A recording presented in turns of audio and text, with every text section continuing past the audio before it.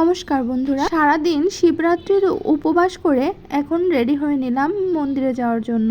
বাসায় আমার মহাদেব আছে, তবু এত বছরের অভ্যাস মন্দিরে গিয়ে মহাদেবের মাথায় জল ঢালা, সেটা কি আর মিস দেওয়া যায়? এই যে দেখুন কি সুন্দর করে শাড়ি পরে চলে গেলাম যথারীতি রায়ের বাজার মন্দিরে। মন্দিরের সামনেই বসেছিল ফুল, বেলপাতা, অনেক কিছু নিয়ে দোকান। আকন্দ ফুল, ধুত্রা ফুল, এগুলো তো মহাদেবের পুজোতে লাগে, আর এগুলোর দাম ছিল আকাশ ছোঁয়া। দুটো করে নিয়েছিলাম এখানের মহাদেব আর বাসার মহাদেবের জন্য। সবকিছু নিয়ে মন্দিরের ভিতরে ঢুকে দেখে ওরে বাবা কি পরিমাণে যে ভিড় তা বলার বাইরে। ঘন্টাখানিক লাইনে দাঁড়িয়ে অবশেষে পেয়েছিলাম মহাদেবের দর্শন।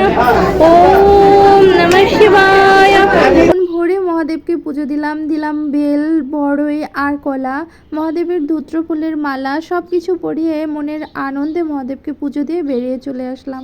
বাইরে আর দেরি করলাম না, সরাসরি বাসায় চলে আসলাম, যেহেতু প্রথম প্রহর শেষ হয়ে যাচ্ছিল আর বাসার মহাদেবকে দুধের অভিষেক তো করানোই লাগতো, তাই তড়িঘড়ি করে বাসায় চলে এসেছি। আমি সবকিছু দুটো কিনেছিলাম, সেখান থেকে একটা মহাদেবের জন্য নিয়ে এসেছিলাম ধূত্রা ফুল, ধূত্রা ফল, আকন্দ ফুল। আজকের মতো এখানেই, ভালো থাকবেন সবাই, আর আমার ভিডিওটা যদি ভালো লাগে অবশ্যই লাইক, কমেন্ট, শেয়ার করে পাশে থাকবেন। ধন্যবাদ।